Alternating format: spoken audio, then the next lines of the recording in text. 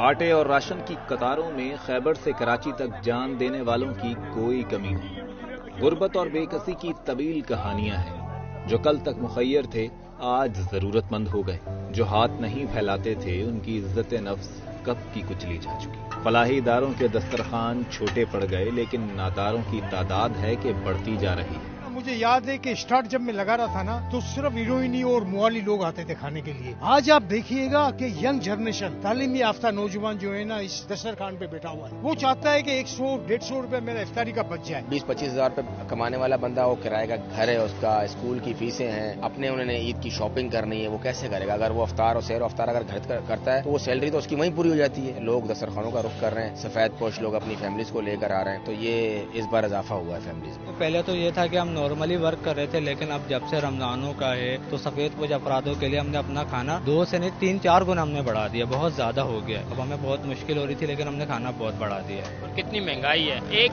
آدمی کے بھی یہاں ایک دن کا خرچہ کم سے کم 500 سے 1000 روپے، اب غریب آدمی کہاں پر جائے گا؟ روز کا تقریباً 600-700 لوگ آ کے افطار کرتے ہیں۔ اس بار مہنگائی اتنی ہے کہ لوگ پچھلی سال سے اتنے زیادہ ہیں کہ ہم لوگ خود کنٹرول نہیں کر سکتے۔ مفلسوں کے آخری سہارے خود تنکوں کے سہارے پر ہیں۔ معاشی بحران، ڈالر کی بڑھتی قدر کے باعث ہونے والی مہنگائی اور ہولناک بے روزگاری نے فلاحی اداروں کی سکت پر بری طرح اثر ڈالا ہے۔ کاروبار تباہ ہوا تو ڈونرز نے بھی ہاتھ کھینچ لیے۔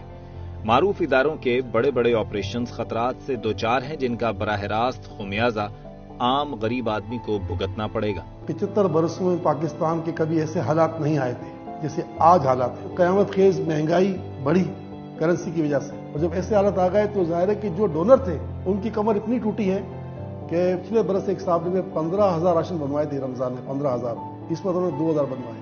اتنا فرق پڑ گیا ہے، لوگوں کا ایک انبار لگ گیا سائلین کا۔ پہلے ہمارے یہاں 24 گھنٹے ریگولر کھانا چلتا تھا، اب ہم اس پہ تھوڑی سی وہ کر دی ہے کہ ہم نے ٹائمنگ کر دی ہے کہ اتنے گھنٹے تک چلتا رہے گا، اتنے گھنٹے تک چلتا رہے گا، کیونکہ اب اس کے علاوہ اور کوئی راستہ نہیں بچا۔ آج ہمارے دسترخوانوں پہ وہ روٹیاں جو کاسٹ اگر 5 کروڑ روپے مہینہ تھی، آج وہ کاسٹ چلی گئی ہے 25 روپے کی روٹی ہو گئی، وہ کاسٹ چلی گئی ہے 22-23 کروڑ روپے میں۔ آج 10 کلو آٹا ہے 1900 روپے کا، تو لوگوں کا تو بجٹ تو گیا ہی گیا، ہمارے ایکسپینس کہاں جائیں گے؟ جس ڈونر کو فون کر رہے ہیں بول رہے ہیں ہم نے تو 4 مہینے سے اپنے اسٹاف کو تنخواہ نہیں دی ہے۔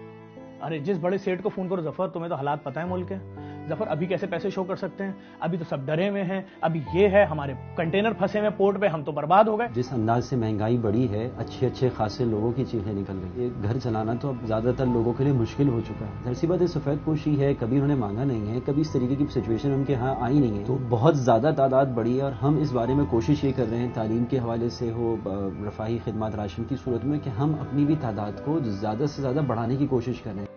صحت کے شعبے میں مدد دینے والے مہنگائی کے طوفان کے سامنے بند باندھنے کی کوشش کر رہے ہیں۔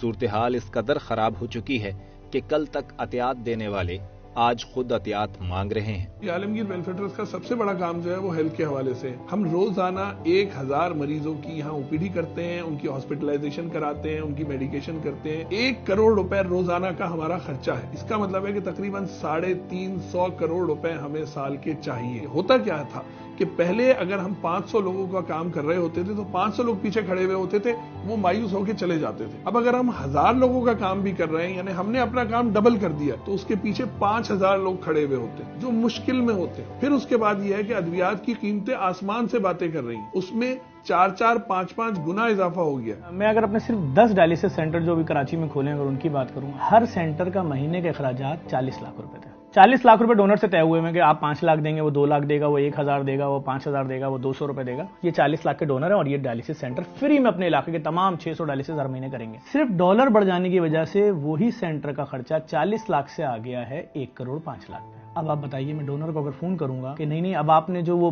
36 مریضوں کی ذمہ داری ڈائلسس کی لی ہوئی تھی، وہ آپ کے 10,000 روپے نہیں یا 1 لاکھ نہیں، اب آپ کو وہ دینے ہیں 2.25 لاکھ روپے، تو وہ کیا بولے گا؟ مجھے دے گا؟